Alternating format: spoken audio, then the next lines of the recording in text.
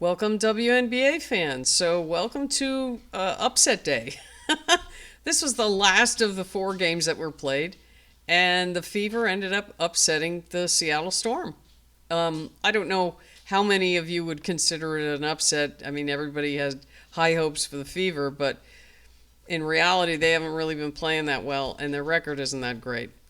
And their record is worse than Seattle's is. So technically, it's an upset. But the Fever played well tonight. I mean, Caitlin Clark is still struggling shooting, but the rest of the team really stepped it up. And even though she wasn't scoring, she was feeding Boston. Boston had, I don't know if it's a career high for her, but she scored 31 points.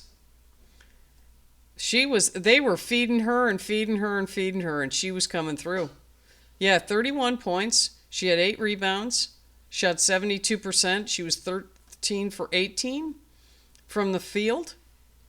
Most of hers are right under the basket. And then she got fouled, and she was at the foul line 6 times and made 5 of them for 31 points. So good for her. Way to go. So the key for Indiana was Kelsey Mitchell was, even though Caitlin Clark wasn't hitting, Kelsey Mitchell was. And in the other games where they lost, Kelsey wasn't hitting either. So Kelsey had 26 points, so good for her. 4 assists, 4 rebounds, and a steal. Clark only had 6 points. But you know what? I'll bet I'm sure she wants to shoot well and score a lot of points, but I think she would prefer the wins over how much she scores. She was 23% from the floor, 0 for 6 from 3. So she's definitely in, a slump. But you know what? They got the win. And they played well. They had 52 points in the paint. And Seattle's big. I mean, they have Malonga, they have Ezzy Magligar. They're much bigger than, Boston's 6'5". So, but other than Boston, no, I guess not. But for the most part, Seattle's very big and active and athletic, and they usually don't get outscored in the paint. So Seattle is now 9-6, and Indiana is at 500. They're at 7-7. So it was good for them to get this West Coast trip done and get a win out of it. Let's see. They had a lot of second chance points. Thanks to Lexie Hull. Lexie Hull was the other big contributor. She was all over the place. She had 11 rebounds. She had 2 steals, 15 points. She shot 6 for 10, 2 for 4 from 3. So good game, Lexie Hull. Good game, Lexie. I like Lexie. Kelsey Mitchell shot almost 60% from the floor and 70% from 3. So that's going to help you. And then Dantas had 10 points, and that was pretty much it. Sophie Cunningham had 2, and Howard had 4. So they got some help. They had 4 people in double figures. And Lexie, she had 11 rebounds. Aaliyah Boston had 8. So, but it was just constant. Clark was just constantly feeding Boston. And, that's a winning formula for them. So as far as Seattle goes, they were down 19 and in the fourth quarter.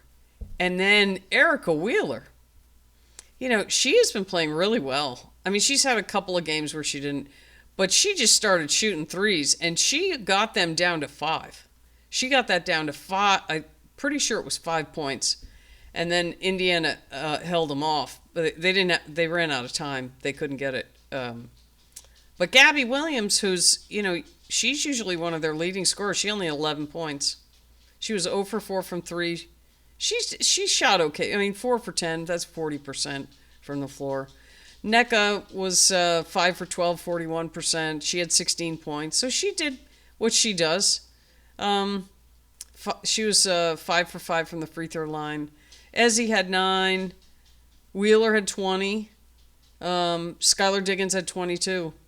She shot 60% from the floor, but she was only 1 for 5 from 3. Which, that happens. But, she drives to the basket a lot. And that's what Caitlin Clark was doing, too. She would drive to the hoop. when her three's off, she drives to the hoop, which is what you got to do. If your shot's not falling, you got to create fouls or drive and dish.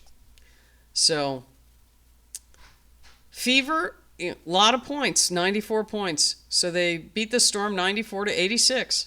And as I said, they were up as much as 19 in the fourth quarter. If you go by, it was the quarters. Indiana was winning in the first 27-24, and then outscored them 18-15 in the second, and then really put the pedal to the metal in the third. That's when they were really feeding Boston, and Mitchell was hitting some threes, 30-19. So that was an 11-point burst. But then Seattle was closing. They were closing hard, 28-19 in the fourth. But the Fever did enough to keep them at bay and get the win and get home. So congratulations, Indiana. And, it was a great day for upsets.